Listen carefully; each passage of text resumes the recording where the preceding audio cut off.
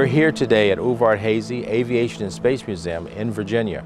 I'm excited today because we're celebrating the Astronauts Reunion and many people who will be receiving the Joe Biden Presidential Lifetime Achievement Award for the work that they've done in addition to the astronauts. What this second annual Astronauts Reunion means to the Shades of Blue is definitely aligned to the mission of the Shades of Blue, which is to inform youth of all of the career paths that are available in aviation and aerospace. So this celebration is identifying Black astronauts who have succeeded in the aviation aerospace industry and recognizing them with their success. I'm here today on behalf of the President's Volunteer Service Award Program, which is the program that was initiated by President George Herbert Walker Bush and then was passed on from president to president. What this program does, it goes throughout the nation and recognizing those who are willing to step up in support of their communities and this great nation through their humanitarian efforts.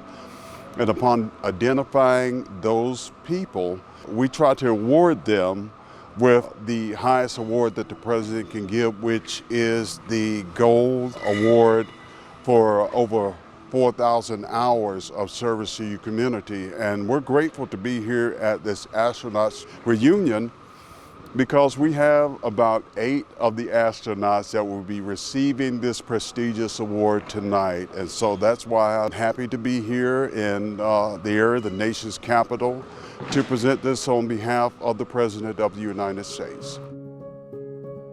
We're honoring those that have come before us, setting the foundation, and recognizing all the individuals that have supported aviation and aerospace. Washington, D.C., October 5th through 8th, 2016.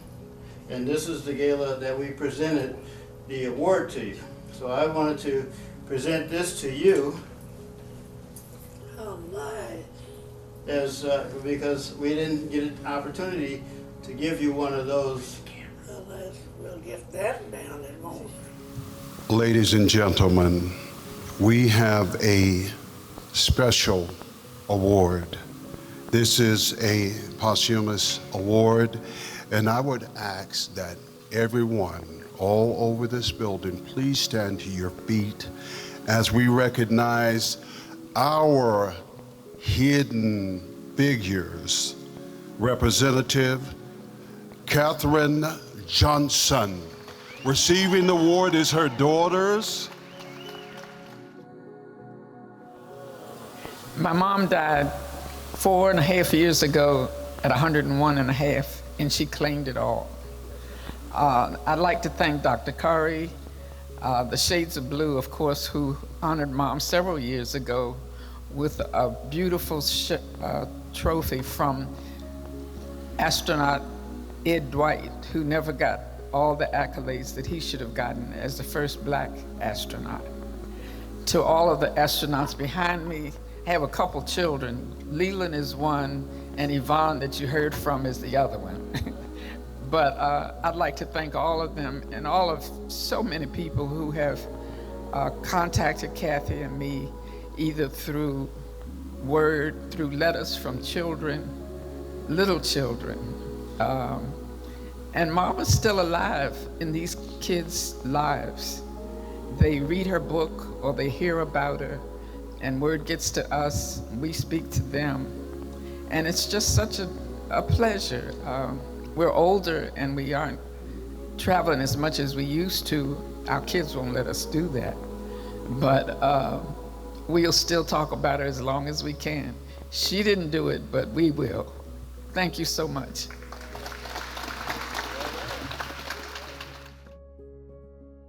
As a previous board member and still a board member for Shades of Blue, the foundation, well, the organization was founded based on Willie's desire and need to give back to the community. He started this in, if I'm not mistaken, 89 or 90, and he has been diligent in educating all the kids across the country.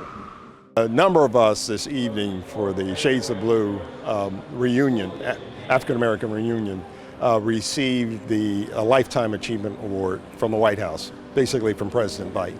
And we were really honored to do that. And it really celebrates the life that we have done in terms of giving back, not only to our community, but to the nation. And so I feel very proud to have accepted this award, and I know that Leland and the others have too. Shades of Blue is so important because it allows people that look like us to see the possibilities of whether it's flying an airplane, being like, you know, Captain Willie Daniels as a 777, 787 pilot for United and a captain, or one of us flying in space. I'm here with, you know, Robert Kirby, who's done the most spacewalks of any African American, and the first African American to do spacewalks from Tejas, from Texas, Dr. Bernard Harris. So its representation does matter. It's important that people like these guys beside me and I are seen by everyone, and that's what Shades of Blue does. It shows the representation of a beautiful space and aviation industry. Jory, along with National Geographic, they produced 2 videos. National Geographic produced the space race, and Jory produced the color of space. And so I'm the senior producer and director at NASA headquarters. The thing that is my passion is the color of space. And so I produced that, 2 years ago. You know, I'm not an astronaut, but what I do is I tell stories. And so I want to showcase everyone's story. The root cause the representation and the color of space. It shows what Charlie Bolden said so eloquently: we're best in space because space is black, right? But it's that if you look at a study that was done by Scientific American in 2013, it showed that the most diverse teams give you the best solutions. So you need the representation to give you the cultural, the technical, these other aspects of working together as a team to solve difficult problems. And that's what the color of space does. It shows diverse people that happen to be African American doing incredible things in space with other people to give the best solutions. As Leland was talking about the color of space, I was reminded of sort of a mantra that I have been living by, my foundation has been living by, and that is we need to change the face of STEM. Right. You know, right now when you look at who's in STEM fields, and of course aerospace and space is at the pinnacle of that type of career, it ain't us. Right. It's not people, they're not people of color. And so it is so important that we get the word out, starting in pre-K, elementary, high school, and in college, that these are viable fields and fields that we need to be involved in. As I always say, as we are investing in space now, big time. How much we have though? trillions of dollars. Do you know? Right. Yeah. And people who look like us are not taking advantage of that. They want more people to participate. Right. And we need more people that look like us to participate. It's like I always tell people, Bernard paved the way for me to do spacewalks. Yep. And I tell him that all the time. And he made it easier for me because I had somebody I could look at that looked like me and say, okay, he's done it. He's going to take all the pressure off of me. So now all I have to do is replicate what he did. The role models are out there. People who look like you are out there. They have done it. They've made it easier for you to do it. Look at what they've done and see how you can replicate that. Nicholas Patrick, Robert Kirby, Krista Fugelsang, Joan Higginbotham, and Sonny Williams. 3, 2, 1.